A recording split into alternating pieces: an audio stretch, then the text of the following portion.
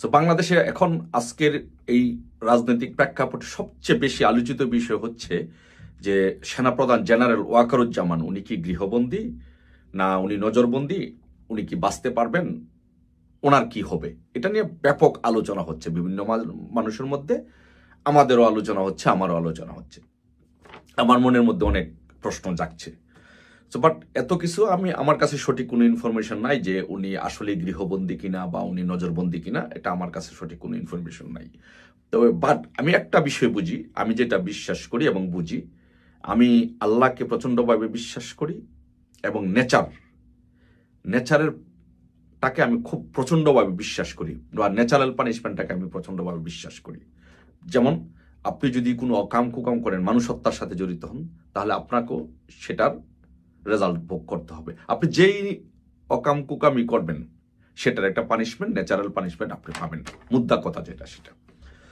So আমি মনে করি যে 5ই আগস্টের যে ঘটনা, এখন এটা 5ই আগস্টের ঘটনার জন্য জেনারেল ওয়াকারুজ্জামান উনি কতটুকু দায়ী বা ওনার দ্বারা কতটুকু দেশের ক্ষতি হয়েছে বা কি হয়েছে, আমি ব্যক্তিগতভাবে আমার কিছু অবজারভেশন আছে এখানে।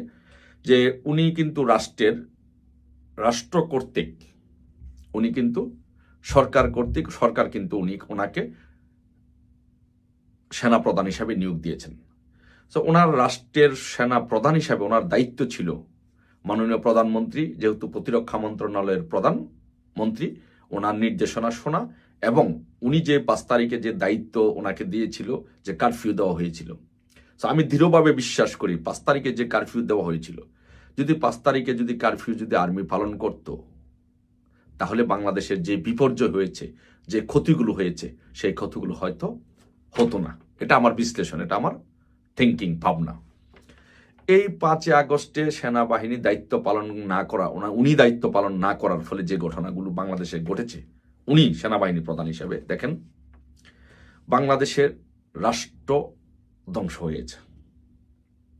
সর্বোপরি আপনি যদি বলেন যে রাষ্ট্র ধ্বংস হয়েছে, কতগুলো পুলিশ মারা গিয়েছে, অসংখ্য, বাংলাদেশে এক্সাক্ট ফিগারটা আমি বলতে পারছি না, কেউ বলছে 1500, 2000, 2500 পুলিশ মারা গিয়েছে। সো উনি যদি 5ই আগস্ট যে কারফিউ উনি দিয়েছিল, সেই কারফিউ যদি উনি পালন করতেন, প্রধানমন্ত্রীর নির্দেশনা, যেহেতু উনি প্রতিরক্ষা মন্ত্রণালয়ের দায়িত্বপ্রাপ্ত মন্ত্রী, ওনার নির্দেশনা যদি জেনারেল ওয়াকারুজ্জামান পালন করতেন, তাহলে এই পুলিশগুলো মারা যাইত না। অসংখ্য আওয়ামী লীগের নেতা কর্মীদেরকে মারা হয়েছে, পিটিয়ে মারা হয়েছে, তার গাছের সাথে ব্রিজের সাথে লটকিয়ে পিটিয়ে হত্যা করা হয়েছে। যদি উনি দায়িত্ব পালন করতেন, যে কারফিউ দেওয়া হয়েছিল, উনি যদি সেই দায়িত্বটা পালন করতেন, তাহলে সেটা হতো না, এই নেতাকর্মীগুলো মারা যাইতো না। ব্যবসা বাণিজ্য, বাংলাদেশের ব্যবসা বাণিজ্য, আওয়ামী লীগের নেতাকর্মীদের ব্যবসা বাণিজ্য একবারে শেষ করে দেওয়া হয়েছে, ধ্বংস করে দেওয়া হয়েছে। সো এই ব্যবসা বাণিজ্যগুলো ধ্বংস হতো না। তারপরে আপনি যদি বলেন যে আপনার সেনাবাহিনী তো এখন ধ্বংসের দ্বার প্রান্তে, সেনাবাহিনীর ইমেজ, মান, সম্মান সব ধ্বংসের দ্বার প্রান্তে। আজকে কতগুলো সেনা অফিসার আজকে দেখেন 25 জন ঊর্ধ্বতন। ভাই, আমি সেনাবাহিনীর সাথে আমার যেহেতু চলাফেরা ছিল, সেনাবাহিনীর আত্মীয়তার কারণে আমার অসংখ্য,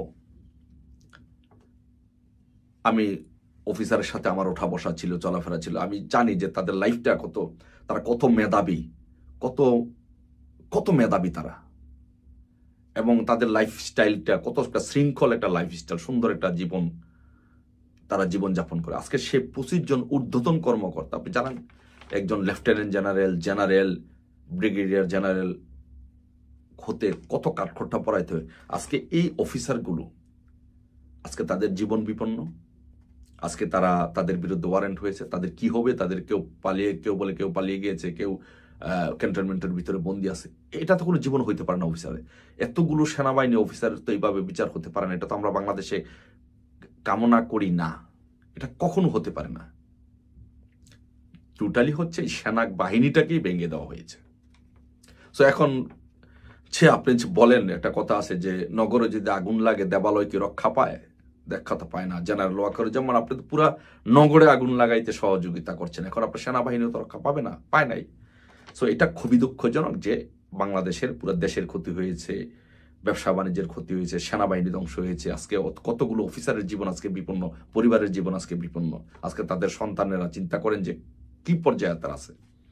সো এই যে কাজগুলো হয়েছে, আমি মনে করি, ব্যক্তিগতভাবে মনে করি যে 5 আগস্ট যদি প্রধানমন্ত্রী শেখ হাসিনার নির্দেশনা জেনারেল ওয়াকারুজ্জামান শুনতেন, দায়িত্ব পালন করতেন, তাহলে এই ঘটনাগুলো ঘটতো না। তাহলে আমি ব্যক্তিগতভাবে মনে করি যে জেনারেল ওয়াকারুজ্জামানের এই বিট্রে বলেন, ভুল পদক্ষেপ বলেন, যাই বলেন না কেন, ওনার কারণে বাংলাদেশের এই দেশের ক্ষতিগুলো হয়েছে। সেনাবাহিনী আজকে বিপর্যস্ত, দেশটা আজকে বিপর্যস্ত। তো এর জন্য একটা, আপনি যত বড় মানুষই হন না কেন, আল্লাহকে তো আপনাকে বিশ্বাস করতে হবে। ন্যাচারাল পানিশমেন্টের তো একটা বিষয় আছে না? সো ওনাকে এই পানিশমেন্ট, আমি মনে করি যে ওনার এই ন্যাচারাল পানিশমেন্টের সম্মুখীন ওনাকে হতেই হবে। যদি উনি, আমার বিশ্লেষণ, উনি এগুলোর সাথে জড়িত, বাট উনি যদি করে থাকে তাহলে অবশ্যই ওনাকে এইগুলোর জন্য শাস্তি ভোগ করতে হবে। ওনাকে ওরা রক্ষা করবে না। জামাত শিবির তো ওনাকে কখনোই বিশ্বাস করে না। সারা দিনই তো জামাত শিবির এবং যারা বিভিন্ন জায়গা থেকে যারা তার বিরুদ্ধে অনলাইনে প্রচারণা চালাচ্ছে, তারা তার ধ্বংস চায়। তো আমি মনে করি এখন যে দেশটা যতটুকু ধ্বংস হয়েছে, যত মানুষ মারা গিয়েছে, এতটুকুর মধ্যে সীমাবদ্ধ থাকবে, আর যাবে না। যদি একটা কাজ জেনারেল ওয়াকারুজ্জামান করতে পারে, সেটা থাকবে না। জেনারেল ওয়াকারুজ্জামানের কাছে আমার একটা বিনীত অনুরোধ থাকবে, আপনি যদি এই কাজটা করতে পারেন, তাহলে আপনিও বাঁচবেন, সেনাবাহিনী বাঁচবে, বাংলাদেশ বাঁচবে, রাষ্ট্রটা বেঁচে যাবে। সেটি হচ্ছে, এই দেশে বর্তমানে সাংবিধানিক প্রধানমন্ত্রী হচ্ছে শেখ হাসিনা, নির্বাচিত প্রধানমন্ত্রী হচ্ছে শেখ হাসিনা।